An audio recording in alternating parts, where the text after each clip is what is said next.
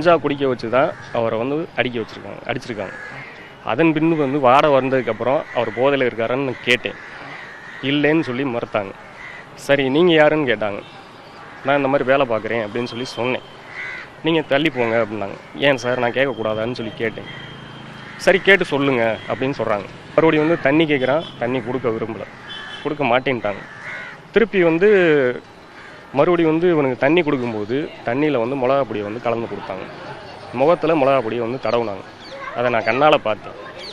பார்க்கலன்னு சொல்ல, நான் பக்கத்துலேயே தான் இருக்கேன். இவர் உயிர் போகிற வரைக்கும் நான் பக்கத்தில் தான் இருக்கேன். அவரோட பல்ஸும் நான் பார்த்தேன். அவர் நெஞ்சிலையும் கையை வச்சு அவரை ஃபர்ஸ்ட் எய்ட் பண்ணி பார்த்தேன். இல்லை.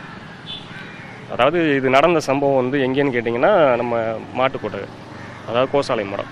பல்ஸ் பார்க்கும்போது இவர் நாடி துடிப்பு எதுவுமே இல்லை. நெஞ்சில் கை வைக்கும்போது நெஞ்சு துடிப்பும் எதுவுமே கிடையாது. அங்கேயே வந்து அவர் மோஷன் போயிட்டார். மோஷன் ஸ்மெல் வந்ததோட தூக்கிட்டு ஆட்டோவில் ஏற்றிட்டு கிளம்பிட்டாங்க.